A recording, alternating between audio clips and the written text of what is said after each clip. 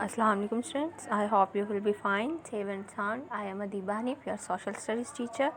Today we are discussing about your social study book orientation week topic climate and revision. हमने आज climate के topic को discuss करना और रिवीजन करनी है. तो students let's start our lecture. सबसे पहले क्लाइमेट और क्लाइमेट चेंज. तो इस डेफिनेशन को समझने के लिए फ़र्स्ट ऑफ ऑल हम यहाँ ये एक डायग्राम को चेक करते हैं. स्टूडेंट्स सबसे पहले वेदर आता है. वेदर ये क्या होता है? एक आवर्स या डेज़ और मंथ्स पर मुश्तमिल जो मौसम में तब्दीली आती है उसे हम क्या कहते हैं? वेदर कहते हैं. फॉर एग्ज़ाम्पल अगर समर का मौसम है और समर के मौसम में एक सीज़न में बारिशें शुरू हो जाती हैं और ये क्या होता है कि अब ईयरली ये चलता पहले मतलब ये बारिशें क्या होती हैं घंटों पर होती हैं, फिर डेज़ में, फिर मंथ्स में. अब मंथ्स तक चेंज होगी. समर में हमारे पास रेंज हो जाती हैं. अब ये क्या होता है हर साल में ऐसा होना स्टार्ट हो जाता है कि बारिशें होना लगती हैं. तो ये क्या होता है हर साल में ये क्या कहलाएगा हमारे पास क्लाइमेट वेरिएबिलिटी. मतलब जो मौसम में तब्दीली है मतलब आबो हवा में वो किस में चेंज हो जाएगी? क्लाइमेट वेरिएबिलिटी में. मतलब मौसमियाती तब्दीली हो गई, आबो हवा में तब्दीली. अब अगर तो ये ईयर्स तक रहे तो ये क्लाइमेट वेरिएबिलिटी कहलाएगी. मतलब इसके अभी भी चेंज होने का ख़तरा है कि कमिंग ईयर्स में ये ख़त्म हो जाए. और अगर फिर ये सेंचुरीज़ पर मुश्तमिल हो जाए तो इसे हम क्या कहते हैं? Climate change. और इस सारे प्रोसेस को हम बोलते हैं क्लाइमेट, हमारी आबो हवा. तो ये हमारा सारा क्या है? क्लाइमेट है. और क्लाइमेट में जो ये चेंजेस आती हैं डिफरेंट प्रोसेस पर, तो ये पूरा हमारा क्या बनाता है? क्लाइमेट बनाता है. अब हम डेफिनेशन पे आते हैं. क्लाइमेट क्या है? The weather conditions prevailing in an area general over a long period. मतलब जो कि वेदर की मौसम की जो हालतें हैं वो एक एरिया पर एक लंबे अरसे तक रहें तो ये क्या कहलाती हैं हमारे पास? क्लाइमेट. अब क्लाइमेट चेंज क्या है? क्लाइमेट चेंज मतलब क्लाइमेट में आबो हवा में तब्दीली मतलब मौसमी in average pattern. Climate change is a long term change in average weather pattern. मतलब वेदर में क्या है? लॉन्ग टर्म चेंजेस आएंगी. उन चेंजेस को हम क्या कहेंगे? Climate changes. मतलब जो कंडीशन है वो अगर लंबे अरसे तक रहे तो वो हमारी क्लाइमेट बनाती है और उसमें चेंजेस आती रहें तो उसे हम क्या कहते हैं? क्लाइमेट चेंजेस कहते हैं.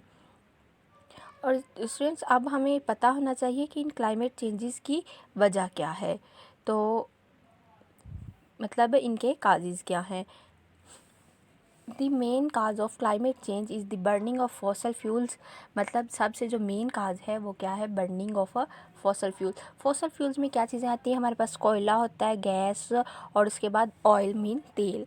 तो ये चीज़ें होती हैं. जो फॉसल फ्यूल्स होते हैं वो चीज़ें जो कि हमें डेड ऑर्गेनिज़म्स की बाकियात से मतलब डेड प्लांट्स की, डेड एनिमल्स जो कि हो जाएँ डिकेड हो जाएँ, दब जाते हैं रॉक्स में, तो उनकी जो डिकेड से हमें जो चीज़ें मिलती हैं वो वाली चीज़ें क्या हैं? प्लांट्स की या फिर एनिमल्स की जो कि डेड हो चुके होते हैं.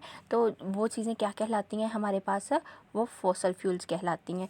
तो इनकी जो बर्निंग होती है, इनके बर्न करने से जैसे हम कोयले को बर्न करते हैं ईंटें बनाने में, भट्टों में, और उसके बाद गैस हम नेचुरली घरों में डोमेस्टिक लेवल पर, इंडस्ट्रियल लेवल पर गैस को यूज़ कर रहे होते हैं. ऑयल को जैसे ऑटोमोबाइल्स वगैरह में ऑयल को यूज़ करते हैं.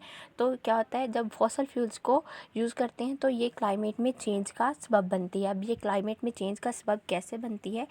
Fossil fuels release carbon dioxide in the air. यह क्या करते हैं? एयर में कार्बन डाइऑक्साइड को रिलीज़ करते हैं जो कि क्या कर देती हैं? हीट अप दी प्लैनेट, जो कि प्लैनेट को हीट अप कर देती है. अब प्लैनेट क्या हो जाएगा? हीट अप हो जाएगा. हीट अप होने की वजह से क्या होगा? क्लाइमेट चेंज होगा, आबो हवा तब्दील होना स्टार्ट हो जाएगी. कहीं गर्मी बढ़ जाएगी तो कहीं ग्लेशियर पिघलना स्टार्ट हो जाएंगे, वहाँ फ्लोड आना स्टार्ट हो जाएंगे, सैलाब आना स्टार्ट हो जाएंगे, दरियाओं का लेवल बढ़ सकता है, सीज़ का, समुद्रों का लेवल बढ़ सकता है ग्लेशियर के पिघलने से. तो वाटर लेवल इनमें बढ़ जाएगा। उसके बाद है फर्टिलाइज़र कंटेनिंग नाइट्रोजन, मतलब कुछ फर्टिलाइज़र क्या होती हैं, उनमें नाइट्रोजन होती हैं। अब जो नाइट्रोजन कंटेनिंग फर्टिलाइज़र होती हैं रिलीज़ नाइट्रस ऑक्साइड, ये क्या करती है, नाइट्रस ऑक्साइड क्या होती है, नाइट्रोजन कंटेनिंग ऑक्साइड, मतलब नाइट्रोजन ट्राईऑक्साइड, नाइट्रोजन डाइऑक्साइड। तो ये क्या करते हैं, ये भी एटमॉस्फेयर में जब मतलब रिलीज़ होते हैं तो इनसे भी क्या होता है, एटमॉस्फेयर का टेम्परेचर बढ़ना स्टार्ट हो जाता है, जिसके वजह से चेंजेस आती हैं। स्टूडेंट्स, ये बहुत इंपॉर्टेंट टॉपिक है, आपने इसे याद भी करना है और लर्न भी करना है। आगे ये देखें, ये कुछ क्लाइमेट से मतलब माहौल की वजह से माहौल में जो चेंजेस आई हुई हैं ये है।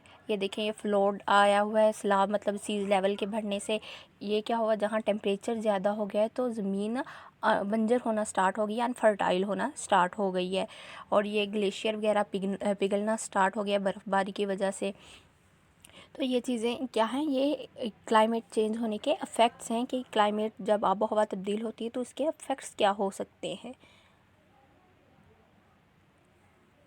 स्टूडेंट्स, आई होप आपको इस बात की समझ आ गई होगी। नेक्स्ट है हमारा टॉपिक, ये कुछ इम्पोर्टेंट एमसीक्यूज़ हैं, ये मैंने इसलिए मार्क किए हैं यहाँ कि आपको पेपर की प्रेपरेशन में आसानी रहे। ये सबसे पहला एमसीक्यूज़ है, the Balochistan plateau is located in the south west region of the Pakistan. Students, ये फिल इन द ब्लैंक्स के तौर पर भी आ सकते हैं, आपको एमसीक्यूज़ के तौर पर भी आ सकते हैं, ट्रू फॉल्स के तौर पर भी आ सकते हैं। तो आपने ये हर तरह से लर्न कर लेने हैं। The Balochistan plateau is located in the south west region of Pakistan, ये क्या है, south west region of Pakistan में लोकेटेड है। आगे है, the Indus river is located from Kashmir region to down south of Arabian sea, मतलब जो इंडस रिवर है उसकी लोकेशन क्या है, वो कश्मीर से नीचे की तरफ साउथ अरेबियन सी की तरफ के साउथ की तरफ है। और दी हाइट ऑफ नांगा पर्वत, नांगा पर्वत जो माउंटेन है इसकी हाइट कितनी है, इसकी हाइट 8126 सेंटीमीटर है।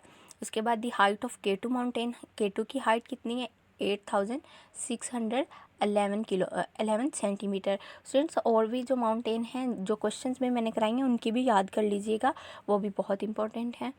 Pakistan cover the area of 796,095 kilometre square. Pakistan has 4 provinces, Pakistan के 4 प्रोविंसेस हैं।